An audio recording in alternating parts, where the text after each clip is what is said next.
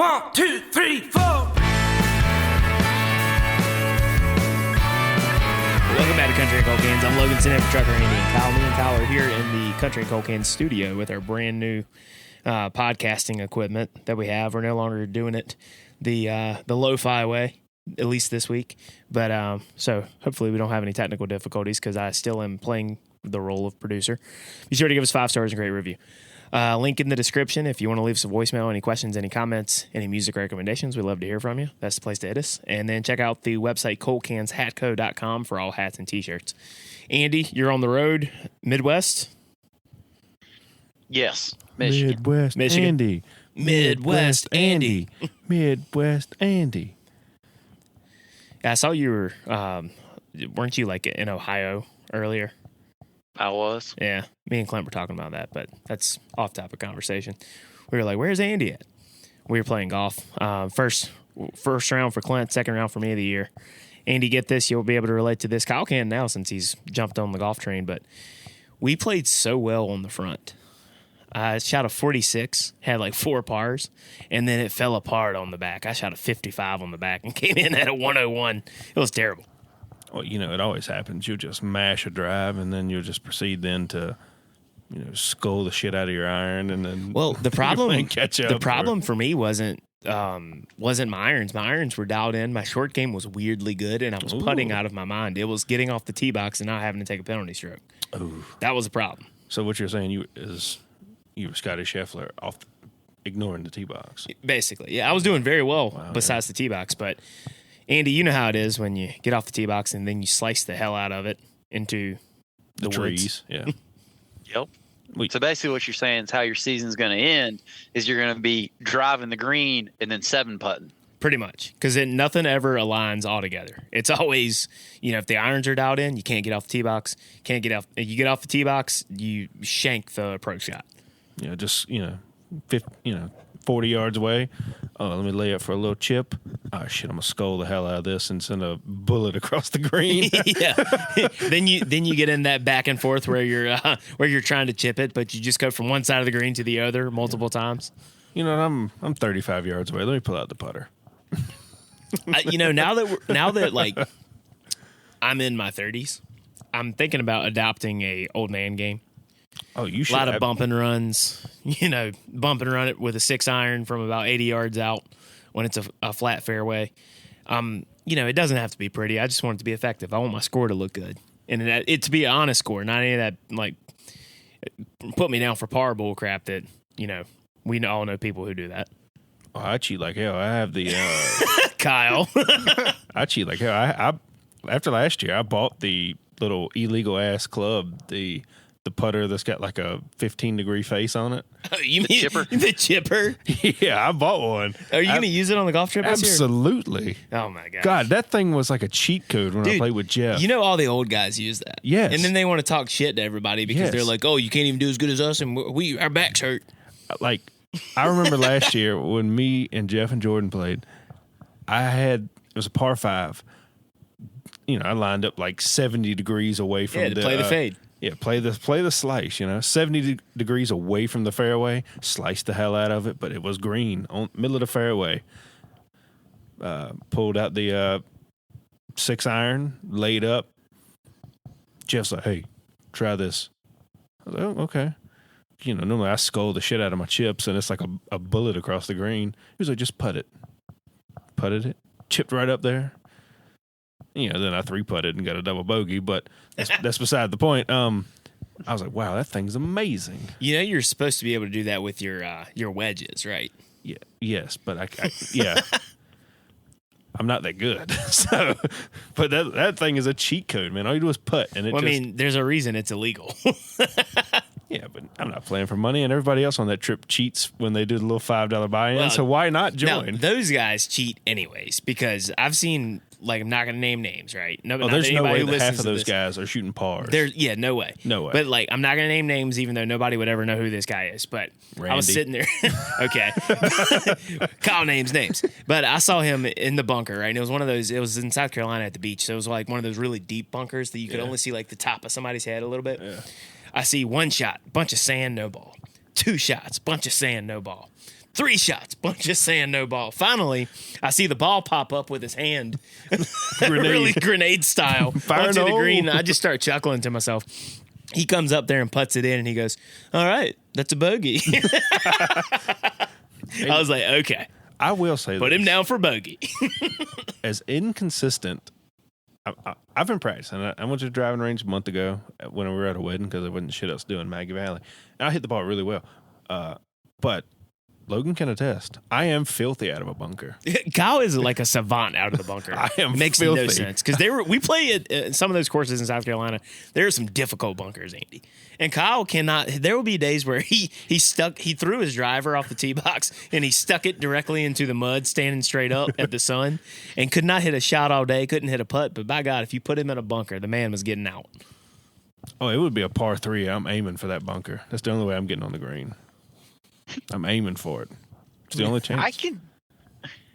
I wonder if it's sort of like I can do pretty decent out the bunkers because generally when I'm in it, my thought is, well, no way I'm getting out of this, so fuck it. Swing hard, baby.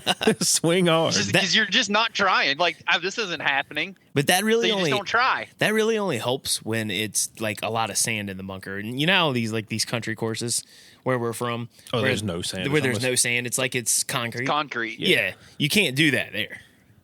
It's like chalk out. They might as well just have grass traps at this point. Basically, yeah. That's where I will say, and then we'll move on to the song roundup for the listeners. I will say I miss COVID rules. Because you remember back in that time in America when the people were telling us that we couldn't touch the sticks and we couldn't touch the rakes because of fear of spreading COVID. So it was free relief out of the bunkers, and if you hit the stick, it counted as going in the hole. Dude, I had some of my best scores of my life that year. Oh, it's just like what me and Jordan and last thing on the golf trip is when we would play during COVID, I would be like 7 foot from the stick. Can you give me that? I guess I got to. We can't touch the stick, so thank you. That'll be a birdie. I had a 3-putted at 7-foot shot.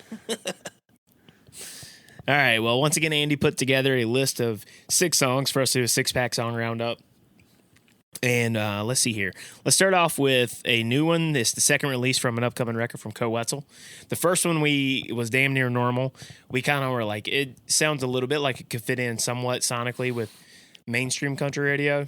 It comes with a slightly different sound here with the next one, 9 Lives, Black Cat by Koe Wetzel. I've got a 9-live state of mind, bending it all with the roll of dice. People seem to lose their look when I come around. I got a 12-pack, 2 dime bags, flatline twice just to come right back. God bless me, the first day didn't count. Keep on trying your best to put the black cat down. Very Southern rock, I would say. Andy, what say you? Yeah, I would say so. And I can see Eric Church doing this song. Yeah, like 2006 Eric Church. Yeah, like the wannabe rock Eric Church before he did the Outsiders. Right. Definitely can see him doing this song. Maybe from like the Chief era. Yeah, I like it. I mean, I like it too. It's not. I still doubting on if we're going to have a true country album, but it's way less rock than normal. But this Southern rock. I like it. Dig the sound. It's groovy. Yeah, I like this a lot too. It's very Southern rock. The vocal even sounds a little bit like muddied. I don't know if that's the right word for it, but I like it for the way this song goes, and basically talking about hard living, right? And you know how the old saying of like a cat has 9 lives. He's already used 8 of them. They're trying to put the black cat down. I'm a fan. Kyle, what about you? Can we say this is the most country adjacent song he's ever made? Outside, maybe that first EP. Yeah, okay. Yeah, and maybe a couple of things off. Yeah, a couple of things off of Out on Parole, but since Noise Complaint, yeah, I would agree. Okay. What about the song about the Chicken Man? Yeah, the Chicken Man, and then also we do forget about is that the intro song? The outro song. Outro song. But, okay, yeah. Also the song you remember Going Out to Lubbock? Now that was a straight up country song. Yeah, that was. But I kind of attribute that to more of a parody. It was definitely more tongue in cheek. Okay. Yeah, that's better than a parody. I wouldn't say would he's agree like with that making point. fun of country, but it was definitely more tongue in cheek. Yeah, I would agree with that. Yeah, I mean I like it a lot. It's not very much to it. No, I mean it's just kind of like a boot stomping song, I would say. Yes, I would agree with that. But But isn't go ahead. Southern rock is more country adjacent than say rock and roll? Yeah, especially when he's been doing kind of like that, almost like Western grunge, kind of like He's been kind of like 90s stuff like Yeah. he'd been doing. This definitely is more of a step in the roots direction, I would agree. He's for sure. getting more away from Nirvana and more into the Yeah. He's moved from Allman Brothers. Nirvana a little bit more towards Leonard Skinner. yeah. Yeah, Which I mean, which I'm here for. yeah, I'm here as well. I like Nirvana, but I love Leonard Skinner. So if we get a Southern rock album from Koe, I'm about it. Yeah, I mean, like I said, you're just 2 steps away at that point. Yeah.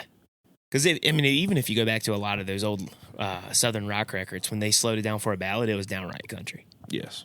Yeah. Yeah. So, but yeah, that's 9 Lives, Koe Wetzel. Next up, a new one from Seth Ward called Reasons Why. Over that up all night, wondering where he's been. Crashing through the door almost 4 a.m. with the same old story that ends in another lie. She's over those 2 dozen roses trying to change her heart. Giving up on love was the hardest part. And those tear stains on her pillow getting dry. Now she's on the run, she's gone. There's your reasons why. This song, kind of reminds me of like the better parts of, like, I don't know, maybe like mid 2000s country, if that makes sense. I like this song a lot. It's not reinventing the wheel thematically. It's a classic country trope about a girl who's basically just been fed up with her boyfriend, husband, whatever, coming in late drunk, I'm assuming that, and just being a complete screw up, and then Yes. she's finally just like done, and she leaves. Well, I'm glad you said the early aughts country. Yeah, but like the better parts of Exactly. the early aughts, yeah. Because this song to me sounds like it could be on the very first Jason Aldean album, Yeah. which, The guitars are not they're not as dissimilar from like Amarillo Sky's yeah, guitar And- lines, you know what I mean? because I remember seeing him when he played Here Where I Live. He was the opening act 20 years ago now, when the self-titled album came out, and he's much different then than he is now. But this would be mainstream country in 2005. Yeah, it would. And honestly, like current radio, it would fit right in. Because Yeah, we're in yeah. more of a rootsy renaissance. Yeah, I would- Since the biggest artist on the radio went from FGL to Luke Combs, it's definitely more. It's a countryer direction. Yeah, country music is following the normal track of history. You go Cyclical. through. We went through the Roman Empire, and then we went through the Dark Ages, and now we're in the Renaissance. Yeah, I mean it's coming back. It's like we saw it in the late '80s, right? When Randy Travis and was kind of came on the scene to mid to late '80s, and then the class of '89 with Alan Jackson, Clint Black, Garth Brooks and Dunn, like that, and then we had the '90s boom. But yeah, Andy, what do you think about Seth Ward? Reasons why? I love Seth Ward. I love his voice. I love the instrumentations that he uses, just in everything he does. I love Seth Ward. Do you? I would say like Josh Thompson. Yeah, that's a good comparison. I could see this being like a Josh Thompson song. I like that comparison. You had brought up the Randy Travis thing. Have I ever told you the story? Well, 2 stories. One, my dad and my mom saw Randy Travis in the Dean Dome in 1991. But my parents also saw Alan Jackson at what is now Walnut Creek. I don't know what it was at the time. And just to show you how different the country is than it was 30 years ago, my dad said the guy beside him was a good old redneck rocking a denim cutoff. And he was watching the concert through a rifle scope Could you imagine? Lord have mercy. They'd be on lockdown if somebody brought a rifle scope. Yeah, the guy to the was Dean watching Dome now. Alan Jackson through a rifle scope. And actually, that was at the Walnut Creek show in the lawn Walnut section. Creek. Even Yeah. still, yeah. You'd be on lockdown at Walnut Creek. Yeah, he was. I mean, there was no rifle hook to it. He just took his rifle scope off his rifle and was watching the Alan Jackson, Leonard Skinner. Somebody show would have already reported through. him now, and he would have been arrested for like gun paraphernalia or something like that. I mean, he just never. He said he'll never forget. He just looked to his right, and this is 1991, 1992. Guy was watching Alan Jackson and Leonard Skinner through the rifle scope at Walnut Creek. Times Yeah, I are mean, they would Buy definitely binoculars if you got a scope. Yeah, different. That's exactly. true. He's trying to save money. He was being economical. He would have been football tackled, and the SWAT team would have came in after Easily. Now, Easily. yeah. But yeah, that's reasons why, Seth Ward. All right, next up, another one from Gavin Adcock. Gavin Adcock has a new record coming out soon. We've covered some of his stuff here on the show. All of us are fans of this guy. And, I will say to his credit, he was tweeting the other day about how it's like I can't remember the number of the song, maybe 20 songs. He said 20 songs, only 5 writers. And he's making an effort to, not have 25 writers on a record like a lot of people like to complain about people in the mainstream. He's trying to keep, a small group of writers, presumably probably some solo rights on there, which I definitely appreciate. But here's a new one called Sober by Gavin Adcock. Oh, I don't want to be sober when I'm thinking about someone else holding her. Might end up in jail, hell, I might even cry, but my throat sure as hell can't be dry. I might be lonely, might be sad, I'll be heartbroken without a shoulder, but I won't be sober. All right, another, classic country trope here where he's using alcohol as a crutch because he can't stand the thought of his ex being in the arms of another. Said he doesn't want to be sober. Andy, what are your thoughts on this song? It's got a pleasing, smooth melody to it. What I really appreciate from him is sort of the difference in sounds that he has. This is very different than like a deep in sound or even Past Actions. Oh, it's very different from Past Actions. Like it's a vast difference in sound. Yeah. I appreciate that.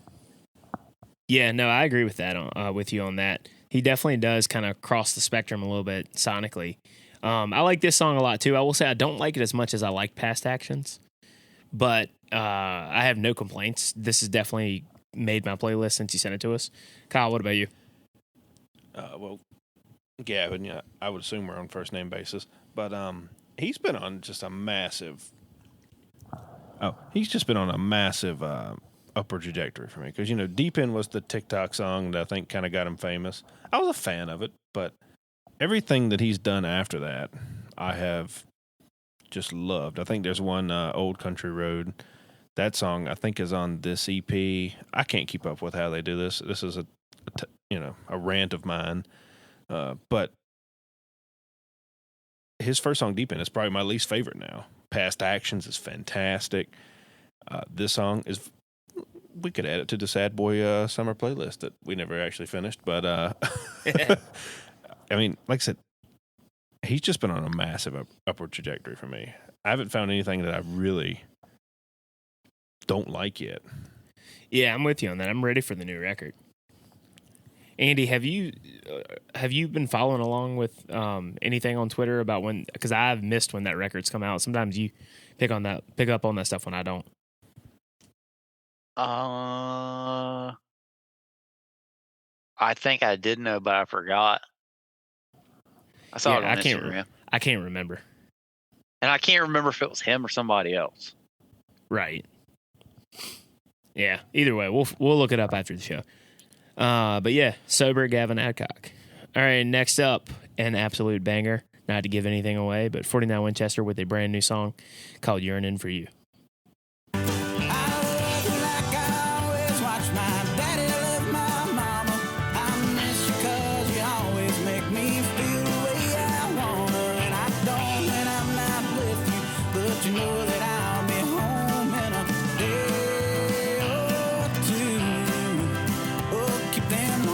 Fires burning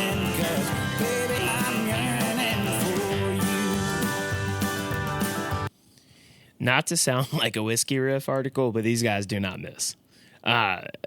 Everything they've been releasing the last few years has been an absolute jam. I love the production about this song. This is one of those really kind of like cool love songs that is not super sappy, but it's done from a very mature standpoint.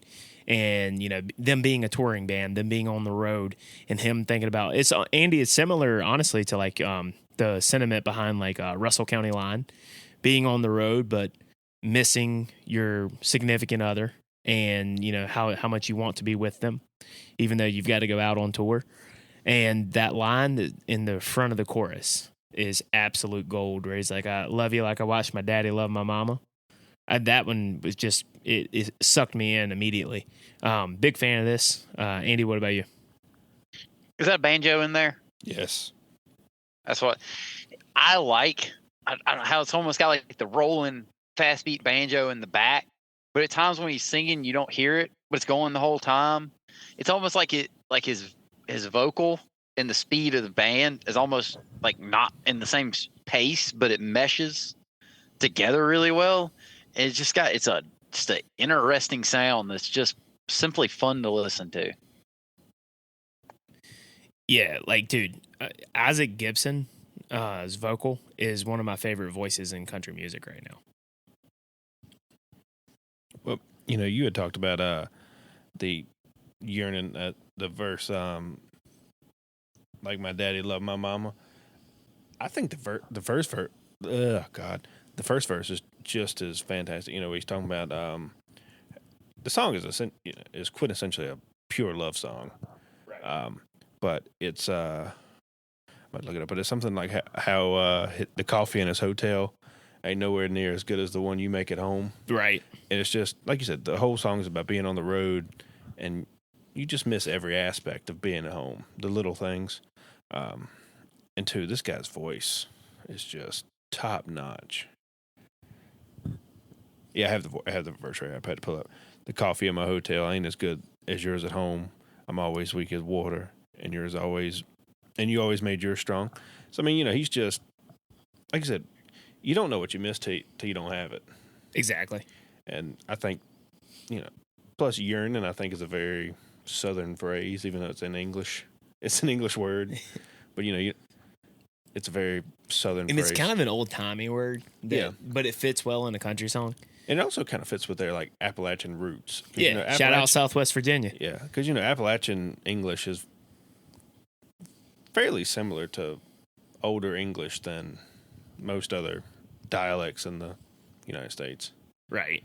Well, yeah. I mean, that's actually a funny thing I've seen where if you look at some like old, especially older Southern slang, it's very tied to British slang. Like, you know how like buggy. There's a lot of people in the South, especially our parents and grandparents' age, they call the shopping cart the buggy. Yep. The trunk of the car they call it the boot. Yep. Yeah. I mean, those are just English influence. And you can also just look up like, you know, the camera was invented in the early 1900s, but you can still pick up. Sounds about right. Yeah. You've seen my YouTube algorithm. It's completely fucked with historical documentaries. But I was watching one the other day of like this 80-year-old woman in like 1920, and she's from the South. It doesn't say where she's from, but she sounds like she's speaking British English. And that was 100 years ago. So yeah, so you can, you know, that's the funny thing. So not to go too far down the rabbit hole here, but I saw one of those like historical YouTube channels that I got down the rabbit hole on that a while back, and they were talking about that.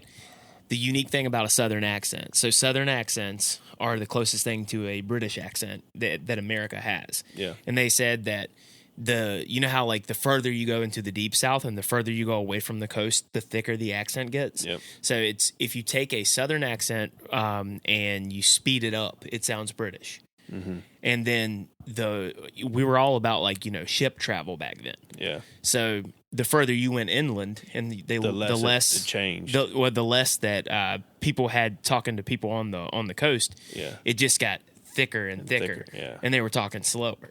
But yeah, it was an interesting YouTube video. God knows if it was true or not, but it was good enough for me. Yeah. I've repeated it multiple times. I'll claim it as true. Yeah. There's nothing false on YouTube. No, it seemed right. It seemed right at the time. But it makes sense. But this 49 Winchester, yearning for you. All right, next up, we have one that we have internally listened to and talked about off the air, but now it's officially released, so we're going to talk about it on the air. Riley Green with a new one called Jesus Saves. My daddy left for another woman, moved off to L.A.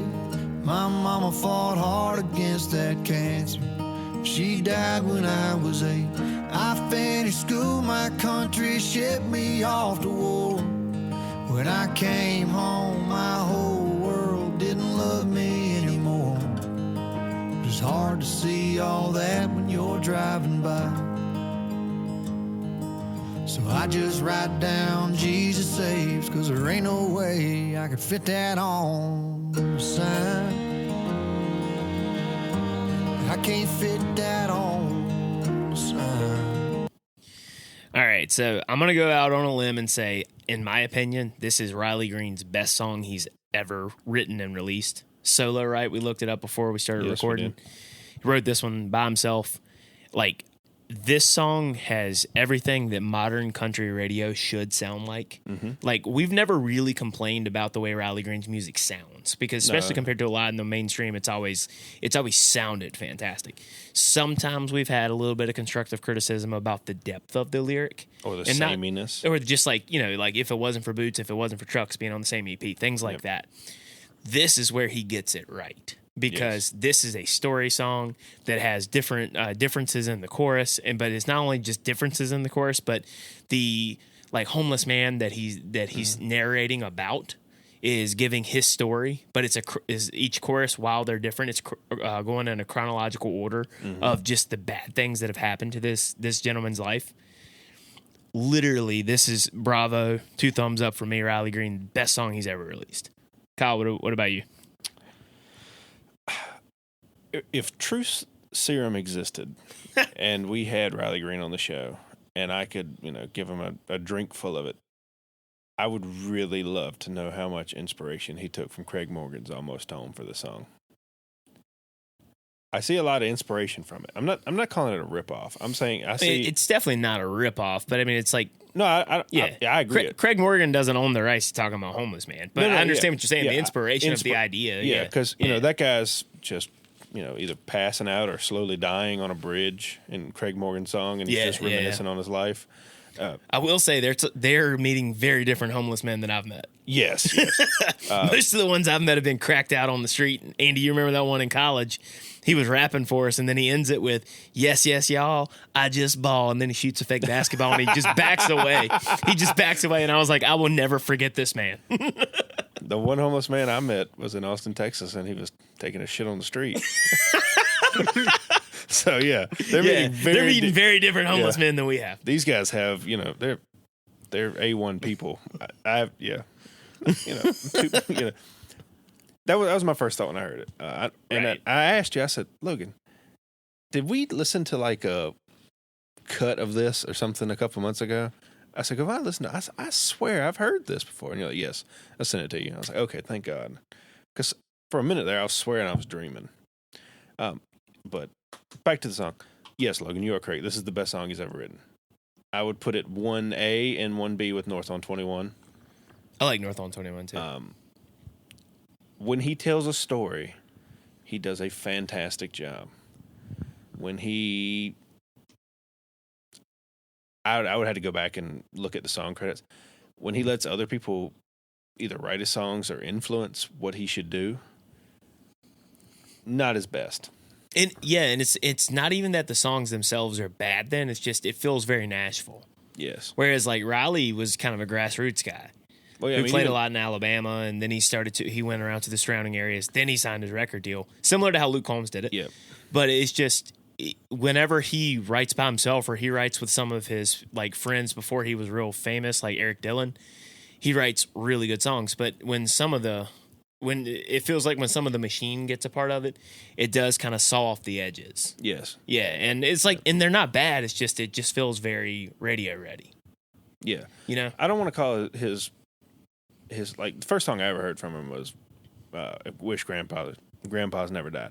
Fantastic song, but I don't want to call it like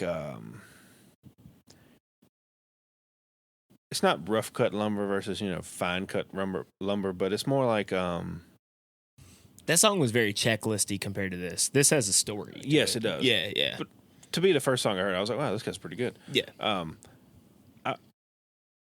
The stuff that he does that is story based, like we just talked about, is more like craftsmanship versus mass produced. Yeah. It's like a national builder versus a custom home. Exactly. Yeah. This is a custom home with detail and care put into it. The others sometimes can be cookie cutter homes you see where you pick a plan and they build it for you.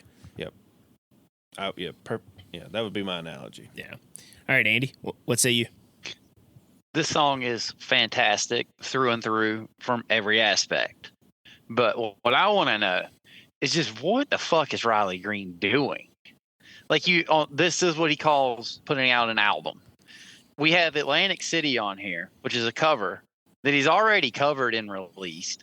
We're putting out Damn Good Day to Leave again. We have a cover from Josh Thompson. What are we doing? This song is fantastic. Good Morning from Mexico is good.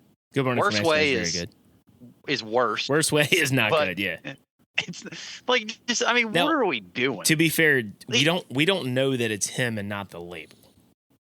But he should take the flag for it because his name's on it. Yeah, that's not how it works in Nashville. He gets and we the all money know though. that. He gets the money. If you get the money, you get the money. He doesn't get as much money from all that as you think he does. Those 360 label deals that a lot of people have, like it's not like you're sitting there unless you have, but he'll get royalties. Unless you have Morgan Wallen, who just decided lately to throw chairs off of a bar roof like an idiot. But unless you have Morgan Wallen streams, you're not really getting rich off of streaming. But he wants to be a WWE superstar. Who does? Morgan Wallen. Did he say that? No. He's You're just throwing chairs. Yeah, he's just throwing chairs. That's the wall, brother. Come down here, wall. He's just trying to get practice in, Ladder match. Who knows? Tables, ladders, and chairs. He's like, Hardy, get the tables.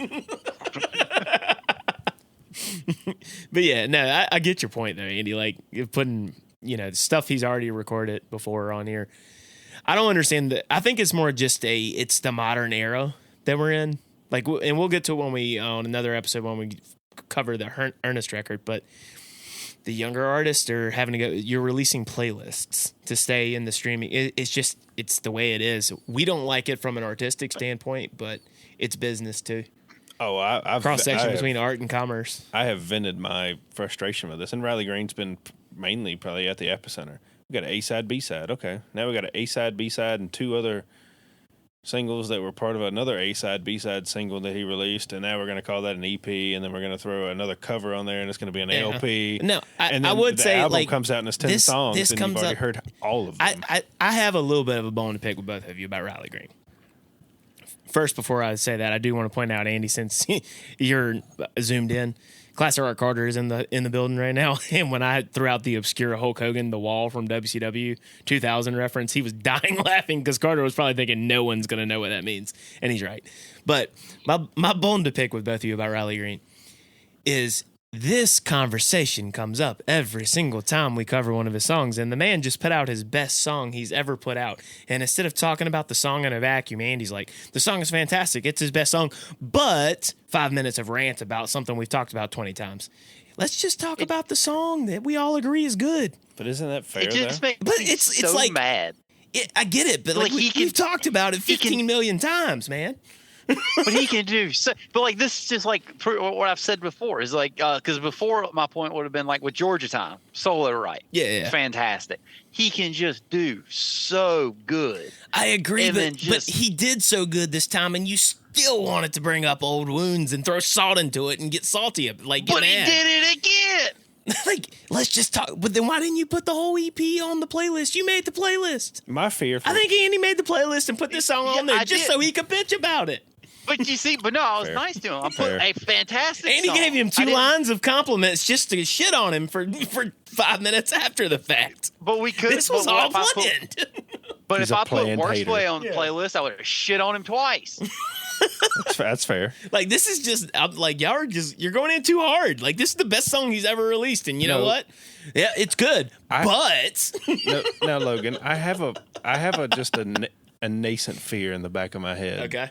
that Riley Green is the second coming of Blake Shelton and Chris Young? I doubt I it. just I have doubt this it. nascent fear. I don't think so because Riley Green, I don't think you're going to see him. I don't know. I don't think that you're going to see Riley Green put on the Chris Young kind of outfit when he dropped the cowboy hat and tried to do sexy time with his Sonics. Just have this nascent fear. I think that Riley Green's been remarkably consistent to a point that sometimes we've been like, hey man, these songs all kind of sound the good is really good and the bad is really bad. I don't think the bad is even really bad. I think the bad is bad sometimes, but that's the case with everybody.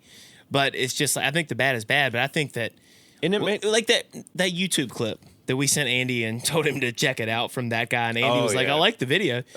like he listened to it on mute. Yeah.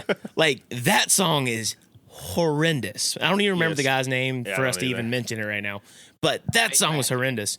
Like Riley Green's stuff that is when his swings and misses are still not that bad. They're still not that bad. But just to your point, how much of that is him and how much of that is the label? Sure, we don't know. Yeah, Anytime Nashville Machine's involved, and ironically, I think he signed a Big Machine. Yeah. Anytime the Big Machine's involved, we don't really know. I have a nascent fear that he may be the second coming or the third coming of those two guys. That would be just such an about face on his entire, because his image is who he is. Yeah, but a lot of people, you know. Like, his image is who he is. Like, his Instagram handle was Riley Duckman, for goodness sake. Like, but Aaron Lewis wrote a whole song about that. Oh, you want to talk about pandering. I had to. You want to talk about stained pandering? Reference. I had to Aaron Lewis panders. Oh, I yeah, like absolutely. Aaron Lewis, but he panders like hell. And Kyle's like, you know what? You know who really stands on principle? The guy who sings music now for the Fox News demographic. Where they're like fist pumping, yeah. And just so we're all fuck clear, that Bruce Springsteen. just so we're all clear, I am an Aaron Lewis stained. Oh, fan. I know. Look, I like Aaron Lewis too, but.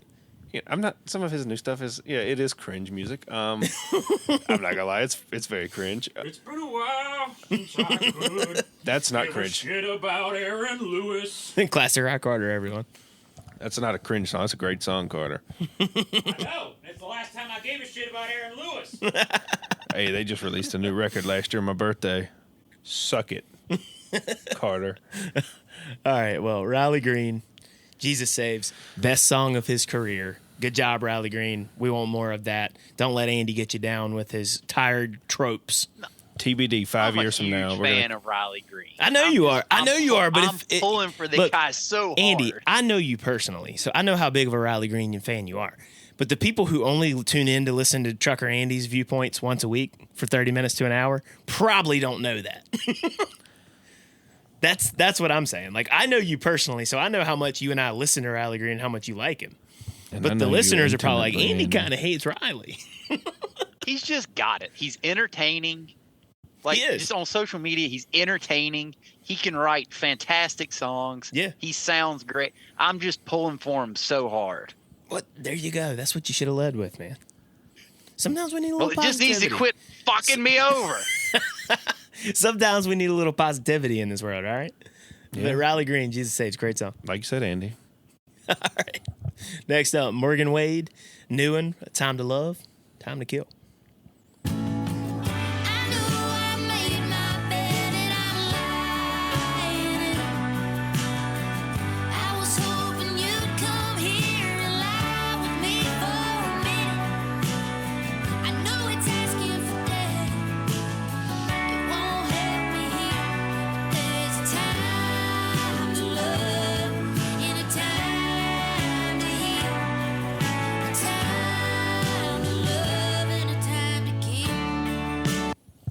All right, new one from Morgan Wade. I do think she's taken a step back into a little bit more rootsy, but this is still very pop influenced. I think that's the direction she wants to be, and she does it very well.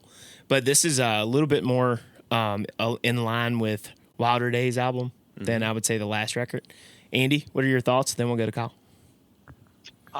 Logan did point out something before the show where he said he didn't know what the song was about. Not totally and I sure. never really thought about that. Yeah, I have no idea what the song's about either, and I don't care. This sound from her is just so good. I mean, it could be complete nonsense, and I'd still love it. She just sounds so good. Hot take. If the Swifties wanted to enjoy good music, they should listen to Morgan Wade. So you're saying you haven't listened to the Tortured Poets Department? Yeah, wasn't it like a double album? I listened TTPD is the new hashtag I've seen on X. Now, what is this Tortured Poets? It's the new Piracy Society. Piracy Society. Tortured. It's the Tortured Poets Department. It's the new Taylor Swift record that dropped on Friday. Yeah, hadn't heard of it. I've heard one song from it, maybe two. The Florida song. Somebody sent it to me and was like, "This is actually pretty good." And I was like, "It's solid." I agree with Kyle, though. I think Morgan Wade is a rootsy Taylor Swift with tattoos.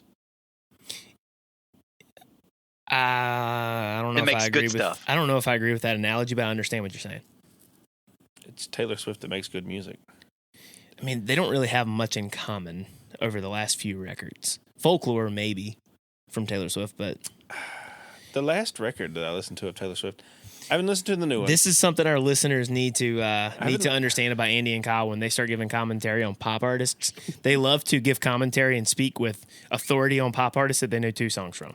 No. I haven't listened to Taylor Swift in 15 years. And then they speak with such authority like, and you're wrong if you disagree.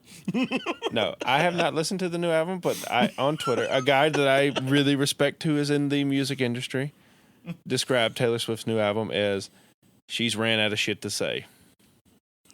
I mean, I don't know. She's ran out of shit to talk about. And that's his opinion, so I'm going to run with it. Because me and Kyle are so smart, we don't even have to listen to it to know that we're right. Well, I did, when Kyle went on his yearly, once a year, John Mayer rant, I made him listen to some John Mayer one night, and he goes, "Yeah, this is a lot different than Your Body's Wonderland." I was like, exactly. That was what I've been saying this entire time. But it doesn't matter. First impressions are all that matters. And that was the first impression of John Mayer I had.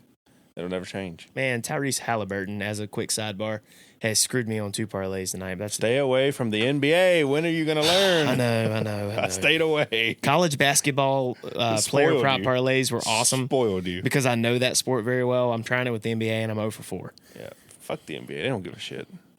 Anyways, yeah. This was a good song. I only think, Andy, the best I could really kind of gather, and maybe I'm just an idiot, right? But it's the best I could the best I could gather on this was it's obviously a failed relationship, and the guy's moved on. She says she's moved on, but she really isn't, and she's calling him up, wanting him to. She said, share the bed for a minute. Like I said, Taylor Swift with good lyrics. There's a Time to Love, which was their past. Maybe this is it. I'm kind of having a eureka moment.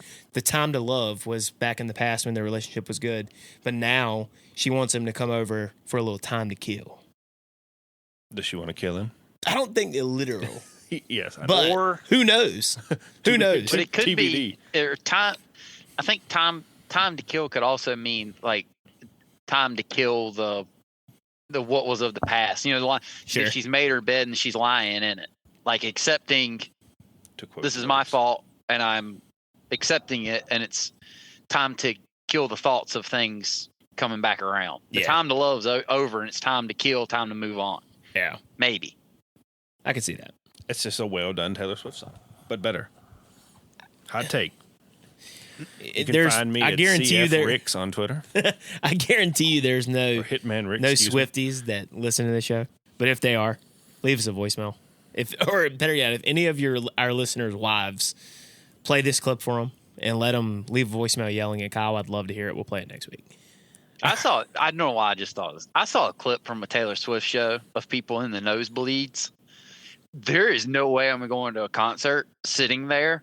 One, for starters, they're simply just way too high in the air. That's scary to be that high up. Yeah, and you know how much money they paid for those seats? Insane. Well, Andy, I feel the same way after watching the drone footage of WrestleMania last weekend, or 2 weekends ago. Why in the hell would you pay to go that high in WrestleMania? You can't see shit because they have the lights above the ring, and you can't see shit. Same reason I didn't go to Phoenix for the Final Four this year. Yeah, the amount of money that it will have cost me to fly out to Phoenix and go to the game for me to see, and everybody looks like ants. Exactly. I didn't do it. And I watched it here in the studio with you instead. And our seats were fantastic. Yeah, the game, we also lost. So Touche, yeah. Like, you know what? I bought this new equipment with my gambling money instead of going out to Phoenix. Should have cashed out on State. You probably should have. Should have. Look, I never told you not to. I said, out of principle, because it's my alma mater, I'm not. I'm riding it to the end. I had 5, and it was up to like $160. I put on them at the beginning Yeah. of the tournament, and I was like, You could. Jordan's like, don't be a little bitch. It's $5. Yeah, but it's 167. 160. That was a big turnaround. I would have taken it if I were you. I should have. But yeah. You live and you learn. Yeah, you do. Unless you live in Chapel Hill. That was a T-shirt, the old Duke T-shirt. Said, you live and you learn unless you live in Chapel Hill. All right, last song of the Six Packs on Roundup. Ernest has a new record out called Nashville, Tennessee.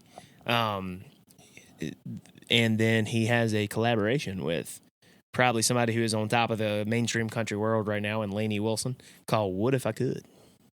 I would if I could, but I can't, so I won't, but I want to. I love to say yes, but it's best if I don't, though I'd like to. I love you enough that I'm letting you go.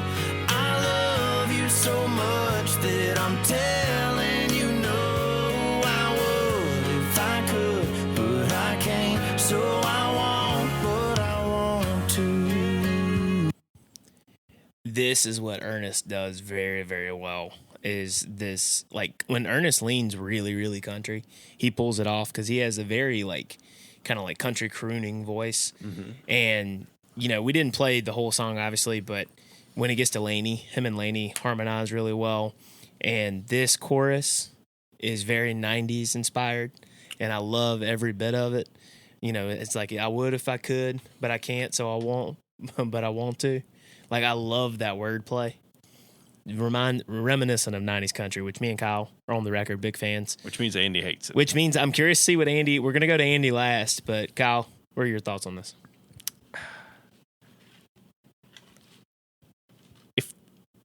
I don't want to say this. If Ernest did not lean so heavy sometimes into his 90s talent, I would have so many reasons to hate him. But he, you know... I think he's actually really funny. Me and Andy both used to watch his podcast, Just Being Earnest. No, I mean, you know... Available on YouTube. What does that mean? It's just like, just when they thought I was out, they pulled me back in. You know, that's kind of what he does to me. Like 65% of that new record sounds a lot like this. Yeah. Like, So you're going to like 65% of it. which is about what I like of Ernest.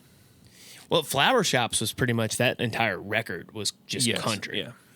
He threw some 808s and some hip hop influence on this new one. No, he started as a rapper. Yeah, he's from Nashville. He started as a rapper. You can tell his. So that's always going to be there in the background in some of his music. Yeah. And he even said himself on his podcast, he was like, I had to make a straight up country record that I like just to be like that record.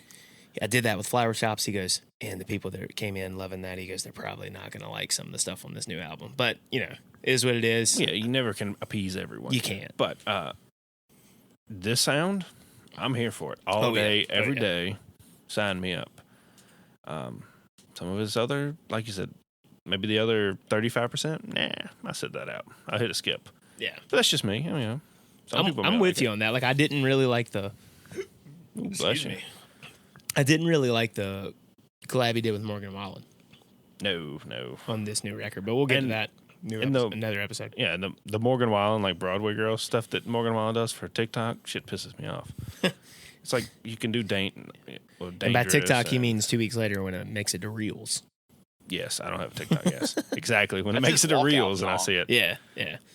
But anyways, what if I could, Lainey Wilson, Ernest, Andy? You are not the biggest 90s country fan, so I'm curious what your thoughts are on this. No, I like it.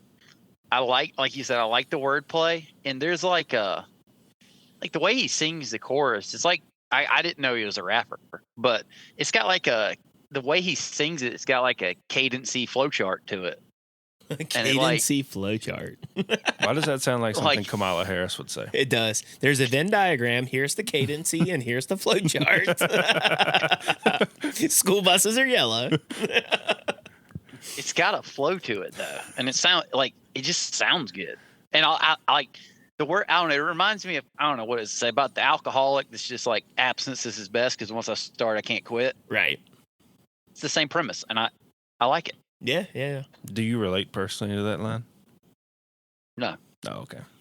I'm not an alcoholic, I was talking about the abstinence part, but okay. but I'm not an alcoholic. I don't think he was talking about. I wasn't talking about alcohol. I was talking about abstinence. He was talking about like past relationships, I guess. Starts with an S and ends in an X. Sax. Do I need to spell it out any further, Andy? No. Okay, no. Okay, fair enough. Anyways, Just want to put you on the spot there for a second. This was a fantastic song. Lainey sounds great in it. And like we've said a million times at this point, the way the chorus goes is very 90s influence. I'm a fan. But we'll be proudly covering some more of that record, along with maybe the Wyatt Flores record coming up. Yes. We just have to have some more time to really gather our thoughts and listen to it. So the Ernest one's out. Ernest is out, Wyatt's out. Yeah. Okay. They both released on Friday fully. Andy, what was your complaint with the Ernest album you were talking about before the show? That was released in halves. He released it in parts. He released half in 1 week, half in the next. Yeah. I mean, that's lame. again, we're in the playlist era. I don't like it either, but I mean, I can I can get behind that if you do like a Morgan Wallen double album or even a Zach Bryan 31 song album. It's a big album. Okay, all right, I can get behind that. But if it's like 6 and 6, just hold it. yeah, but it's not. It's like 20 some songs. Oh, okay, okay. It's a lot. I really of don't songs. have. It's not Bring it like up a pretty quick. 10, 12 song record. Okay, yeah, I don't really have any Yeah, complaints yeah. with that. I kind of wish Zach Bryan would It do is that sometimes. a 26 song record. Yeah, Okay, Yeah. all right, so, yeah, it's like pushing essentially, 30. it's almost that's essentially a double. yeah. It basically is. Yeah, okay, Basically. I have no qualms with that. Makes it more digestible. Yeah, it does. Yeah, But yeah, when you just shit out 38 songs like Zach dude, it Bryan gives me does, and we're anxiety. and then we have to try to like Cover it in a digest it, gather our thoughts within a week, and be like, like I go back and I listen to some of our old Zach Bryan reviews, and I have different thoughts now than I did when we tried to do it a week later. Yeah, I kind of get annoyed at him at the fact because he doesn't just make generic, easy listening songs. No, it's like you gotta really. It's a thesis. Yeah, some of the songs. It's like, You gotta shit, just have we multiple ought to read listens. Carter's dissertation at this point. Put about that much work into it. I mean, it's definitely a lot to digest. But anyways, that's the show this week. Be sure to give us 5 stars, a great review, positive vibes only. Leave us a voicemail, any music recommendations, any questions, or if you have any Swiftie, if you're a Swiftie or if you have any Swifties in your family and you want to yell at Kyle, please do. We'd love to hear it. We'll play it next week. I'm used to it. All right, we'll see you next time. Take care, guys.